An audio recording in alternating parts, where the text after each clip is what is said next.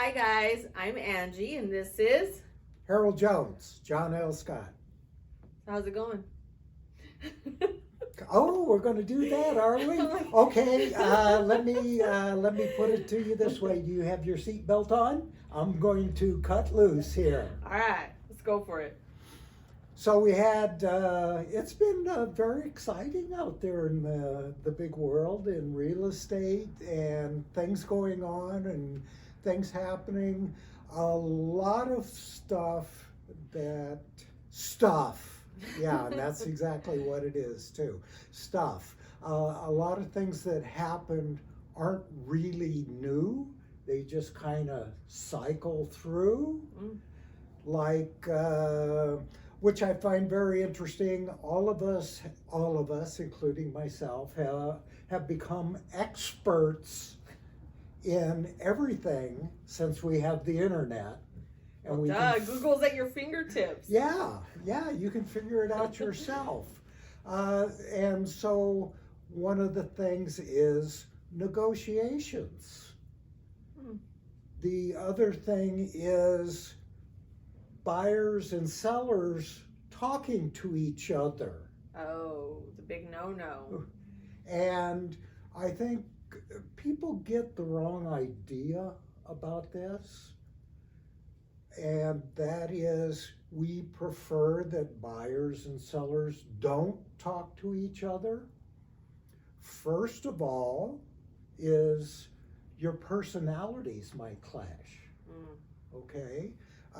If your personalities clash, not much has to be said for one of the parties to get upset.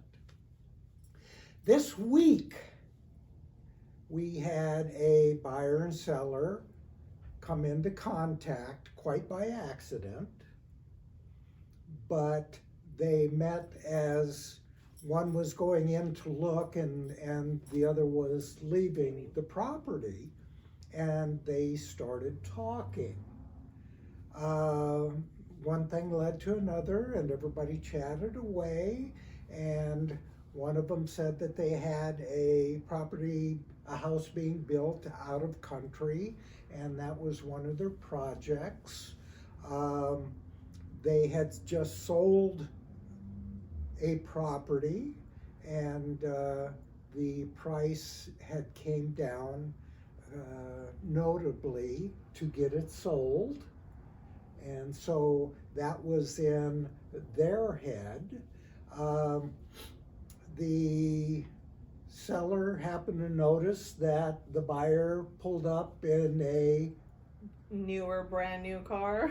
Newer, higher end car. This is always, I guess, a issue if those things bother you.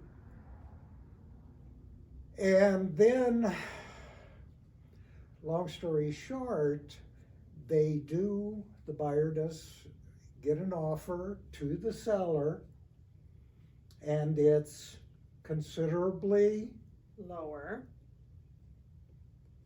which fires up all kinds of emotions, because here you are driving that brand new high-end car.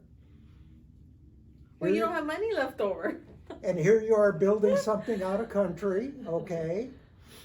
And here you are, you just sold a property, and now you want to, using our terms, you want to lowball me on my property. So that is not a good mix. And it's totally understandable. But what I want everybody to understand, with all of that said, and we've had the external outside influences that affects all of us, we're talking a business deal here. Everybody needs to pull themselves together, look at the offer, and this is something in the market that's going on right now, and it's something I'm kind of believing in, just get me an offer. Get me something in print in front of me that I can get in front of my client and we can go to work on.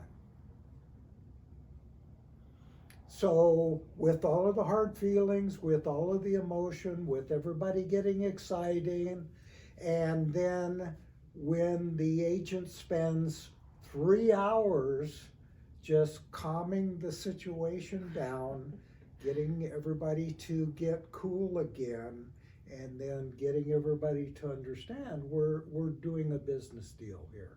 This is what we're doing.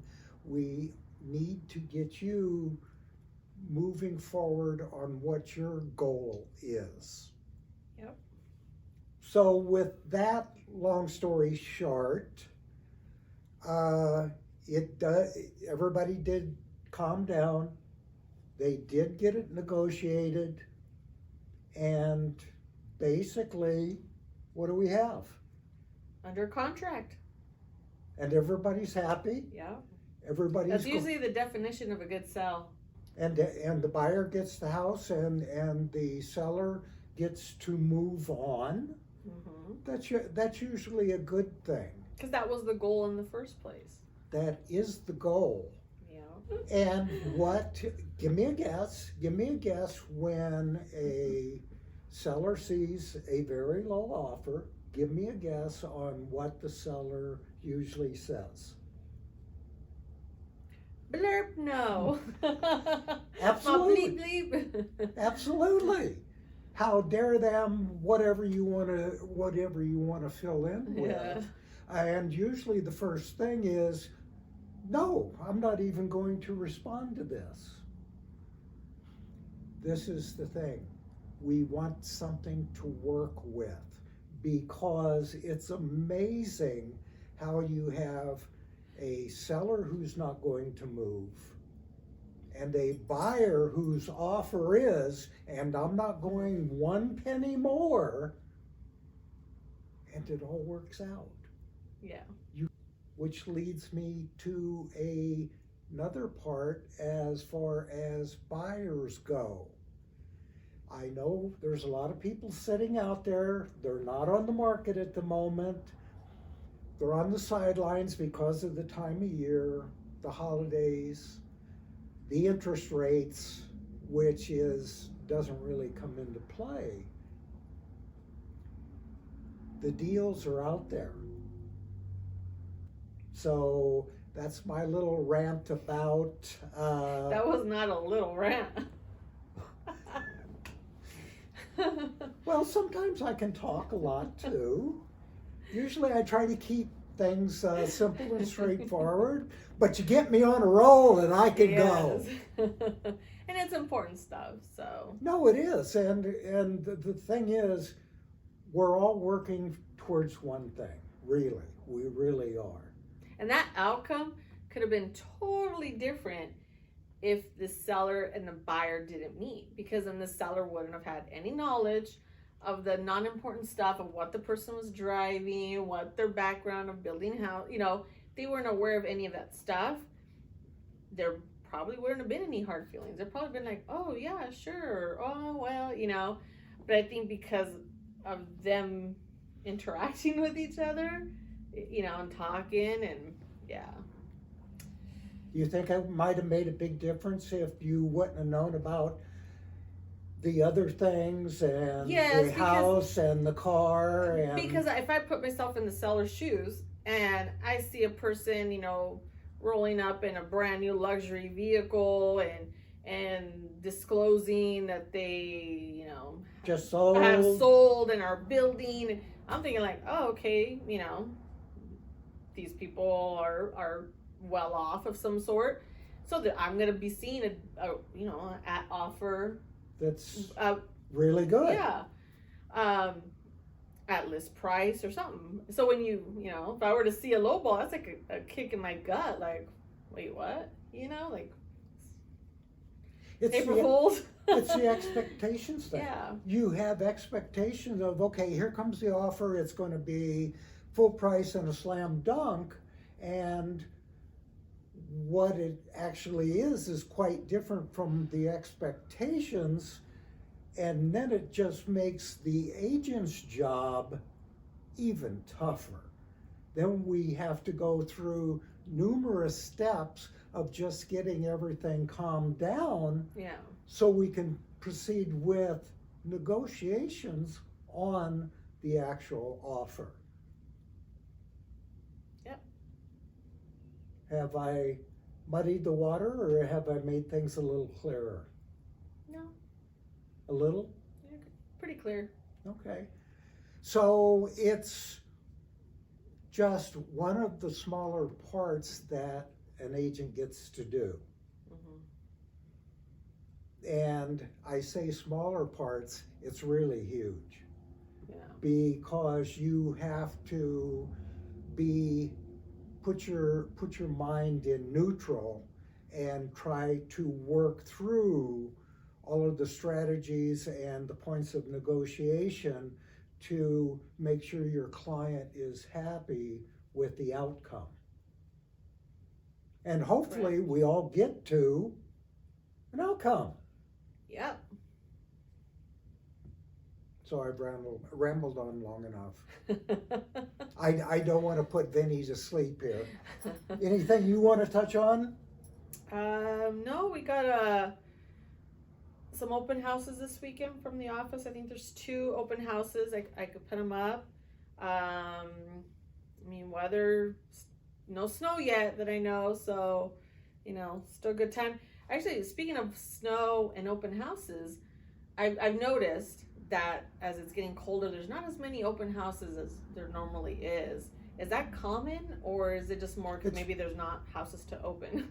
It's just seasonal, and it depends on if your agent is being fairly active in the market, wanting it out there. A lot of people don't think about it. The mindset's shifting now also.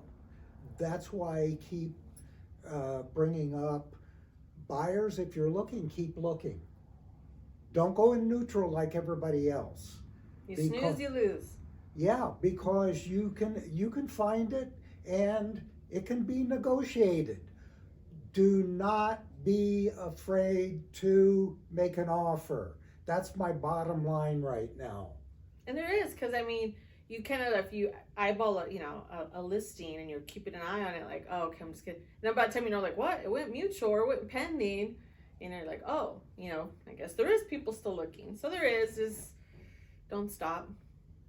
And it's just like just our office, and I'm not going to say anything about anybody else's, but our office, in the past month, there was a couple that happened that, I mean, you would be shocked that they ever were negotiated out. Yeah. And they close.